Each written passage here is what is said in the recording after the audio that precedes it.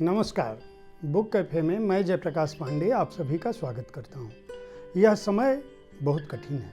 Corona की महामारी चारों तरफ लोगों को परेशान, हैरान और अफरा तफरी के माहौल में डाल चुकी है। सरकारें अक्षम हैं, लोग परेशान हैं, हॉस्पिटल में ऑक्सीजन नहीं है। ऐसे समय में किताबों की बातें करना अपने आप में एक अलग माहौल की बात है। आप सोचेंगे, ऐसे समय में जब लोगों के सामने ज़िंदगी बचाने का संकट हो तो किताबों की बातों की क्या आवश्यकता है। लेकिन मुझे लगता है कि आपको ऐसे ही समय में शब्दों की महत्ता की ज़रूरत है। अगर ज़िंदगी है, सांस है तो आस है, और आस है तो किताबें हैं।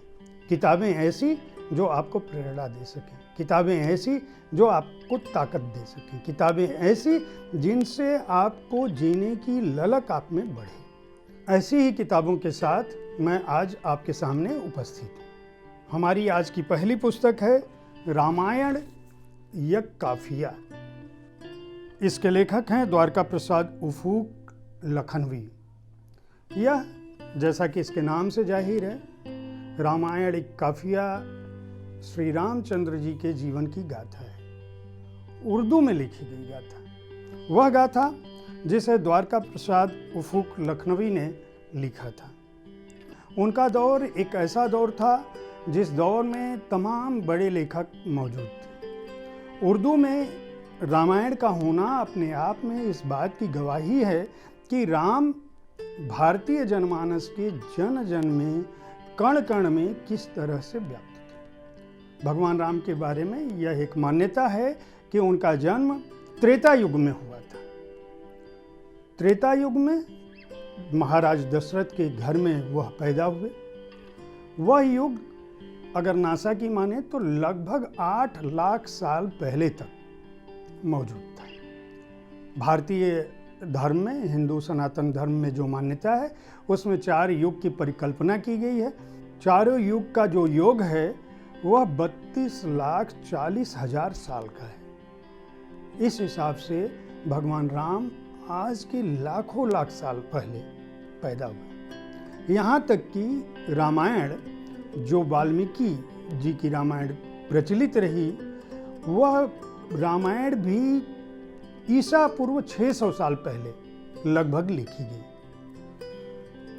उफुक जी की पुस्तक में, इस पुस्तक में सबसे बड़ी खासियत यह है कि उन्होंने वाल्मीकि रामायण और रामचरितमानस, जिसके लेखक गोस्वामी तुलसीदास जी थे, इन दोनों लेखकों की रचनाओं को आधार बनाया और अपना एक अलग रामायण उर्दू में लिख दिया।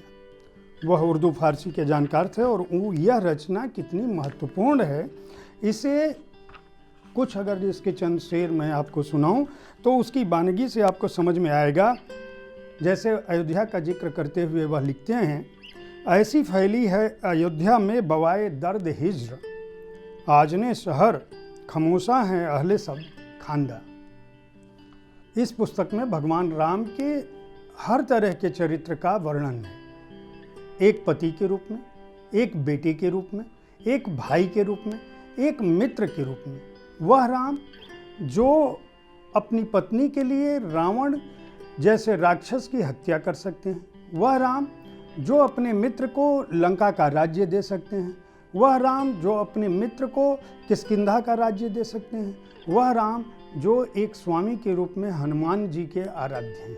इस पुस्तक का संपादन डॉक्टर कोमल भटनागर ने किया है। सह संपादक डॉक्टर रंजना कृष्णा हैं, प्रधान संपादक डॉक्टर योगेंद्र प्रताप सिंह हैं, और इस पुस्तक को वाणी प्रकाशन ने प्रकाशित किया है अयोध्या शोध संस्थान के लिए। इस पुस्तक में कोई भी खामी नहीं है। वाणी प्रकाशन से पिछली बार श्री राम पर ओडिया में प्रकाशित पुस्तक की मैंने आलोचना करते हुए कहा था कि वह पुस्तक निहायत ही फालतू कागज़ पे छपी थी, उसमें प्रूफ की तमाम गलतियां थी। इस पुस्तक में कोई भी गलती नहीं है, और रामचरितमानस और रामायण पर उर्दू में इस तरह की जो रचनाएं हुई हैं, उर्दू में इस तरह का जो लेखन हुआ है, अगर यह दोनों भाषाओं में व्याप्त रहता और उनकी चर्चा बार बार होती तो यह निश्चित रूप से दोनों सहोदर भाषाओं के लिए ज़्यादा उपयोगी होता। इस पुस्तक की एक खासियत और भी यह है कि इसका पहला प्रकाशन 1885 में हुआ था, जिसे नवल किशोर प्रेस में छपा था। 1914 में दोबारा एक बार फिर यह पुस्तक छपी है। इस पुस्तक का मूल्य 495 रुपये है। उम्मीद है राम और रामचरितमानस, राम के जीवन, रामायण के शोधार्थी छात्र और दूसरे वे लोग जो उर्दू और हिंदी में लेखन और शायरी की वानगी देखना चाहते हैं, इस पुस्तक को खरीदेंगे। आज की हमारी दूसरी पुस्तक है द एवरीथिंग स्टोर। यह एवरीथिंग स्टोर का हिंदी अनुवाद है, जो जेफ बेजोस की जीवनी के बहाने अमेज़न की बात करती है। इस पुस्तक का हिंदी नाम है जेफ बेजोस और अमेज़न का युग। ब्रैड ईस्टन इसके लेखक हैं। ब्रैड ईस्टन दुनिया के जाने माने पत्रकार रहे हैं। उन्होंने कई सारी जीवनियाँ लिखी हैं, लेकिन यह पुस्तक उनकी बेस्ट सेलर पुस्तक रही है।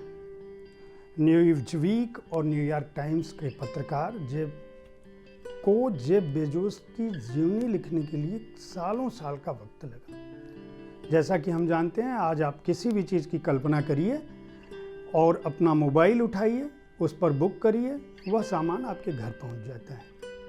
कुछ दिन पहले अखबारों में खबर छपी थी कि जेफ बेजोस की कंपनी अमेज़न ड्रोन से लोगों को घरों में सामान पहुंचाएगी। जेफ बेजोस की एक कल्पना है कि कोई भी चीज़ जो आप सोचते हैं वह एक नियत समय में आपके घर पर पहुंच जाए।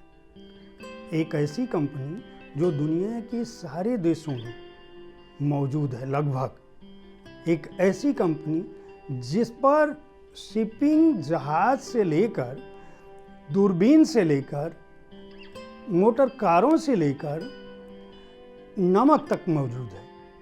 इतनी बड़ी कंपनी खड़ा करने में कितना वक्त लगा होगा, उसको यह पुस्तक बताती है। एक और बात, इस पुस्तक की खासियत यह है कि यह पुस्तक यह बताती है कि जेफ बेजोस ने इस कंपनी की स्थापना कैसे की। अमेरिका में रहने वाले जेफ बेजोस D&Shaw कंपनी में एक मुलाजिम थे।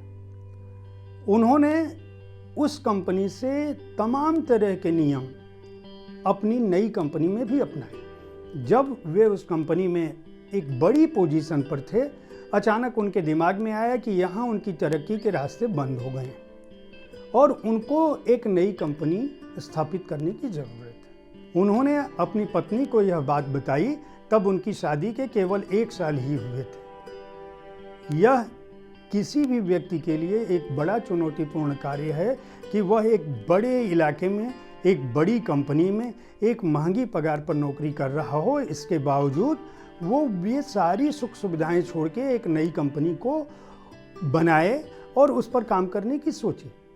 इस बारे में उन्होंने अपने पिता माता को फ़ोन किया, जो न्यूयॉर्क में नहीं रहते थे, और उन्होंने कहा कि इतनी बड़ी बात फ़ोन पे नहीं हो सकती, तुम घर चले आओ। उनके पिताजी का कहना है इस पुस्तक के मुताबिक कि जब जेफ बेजोस गए और उन्होंने अपने पिताजी को वो प्लानिंग सुनाई और बोला कि आप भी कंपनी में पार्टिसिपेट करो, भागीदारी करो, कुछ पैसे लगाओ, तो उनके पिताजी ने उनको $1.5 लाख उस ज़माने में दिए। बाद में उन्होंने कहा कि बेजोस जो भी कह रहा था वह मेरे पल्ले कुछ भी नहीं पड़ रहा था, लेकिन मुझे अपने बेटे की मदद करनी थी, इसलिए मैंने उसको पैसे दिए। एक और बात, इस पुस्तक के मुताबिक जेफ बेजोस अपने किसी भी कर्मचारी की कोई भी बात सुनने के लिए राजी रहते हैं, लेकिन शर्त यह है कि वह बात मोबाइल और इंटरनेट और कंप्यूटर पर नहीं होती है। उस कर्मचारी को या उस पदाधिकारी को अमेज़न के 5 पन्नों में अपनी बात लिख कर ले जानी होती है। जेफ बेजोस अपनी कंपनी में लिफ्ट का इस्तेमाल नहीं करते, वह सीढ़ियों का इस्तेमाल करते हैं। और जब उन्होंने अपनी कंपनी की शुरुआत की तो लंबे समय तक, लगभग दशक भर, वह कंपनी घाटे में रही। यह बताने की ज़रूरत नहीं कि जेफ बेजोस आज दुनिया के सबसे अमीर आदमी हैं। उनकी सपने उनकी उम्मीदें और उनकी उड़ान अंतरिक्ष कार्यक्रमों में भी है। वह इकलौते ऐसे व्यक्ति हैं जिनकी अपनी निजी हैसियत इस संसार के आधे लोगों की कमाई से ज़्यादा बड़ी है। इस पुस्तक को मंजुल पब्लिकेशन ने प्रकाशित किया है। इसका मूल्य 450 रुपये है और इसकी पृष्ठ संख्या 404 पेज है। इस पुस्तक की खासियत यह है कि यह दुनिया के सबसे अमीर व्यक्ति के बारे में आपको वे बातें बताती हैं जो अब तक दुनिया के सामने नहीं थी। इस पुस्तक की सबसे बड़ी खामी यह है कि इसका अनुवाद अच्छा नहीं। जेफ बेजोस जैसे व्यक्ति की पुस्तक का अनुवाद स्तरीय होना चाहिए था। इसमें अंग्रेजी की बातें हूबहू हिंदी में लिख दी गई हैं, भाषांतर करके इनका भावानुवाद नहीं किया गया है, जबकि भाव स्पष्ट होने चाहिए। इसकी दूसरी खामी यह है कि यह पुस्तक 2013 में पहली बार प्रकाशित हुई थी। अभी 2021 में जब इसका हिंदी अनुवाद सामने आया है तो वस्तुतः इसमें कुछ नई चीज़ें जोड़ी जानी चाहिए थी। एक लंबा अंतराल आज के दौर में डिजिटल मीडिया के युग में, वो भी अमेज़ॉन जैसी कंपनी के बारे में निश्चित रूप से नए तथ्यों के साथ होता है। इसके अनुवादक डॉक्टर सुधीर दीक्षित हैं और मुझे उम्मीद है कि प्रकाशक और अनुवादक इसे आलोचना के रूप में न लेके अगले संस्करणों में सुधार के रूप में लेंगे। उम्मीद है बुक कैफ़े का यह संस्करण आपको पसंद आया होगा। इस कार्यक्रम में आप जिस तरह की पुस्तकों को सुनना और उनके बारे में जानना चाहते हैं, उनके बारे में हमें सुझाव दे सकते हैं। अगर आप प्रकाशक हैं तो आपकी पुस्तकों का स्वागत है। आप अगर इस कार्यक्रम में हमारी खामियों को बताएंगे तो हमें उनसे सुधार करने का अवसर मिलेगा। उम्मीद है अगली बार ऐसी ही कुछ पुस्तकों के साथ इसी समय पर मैं आपसे फिर मिलूँगा। तब तक के लिए नमस्कार।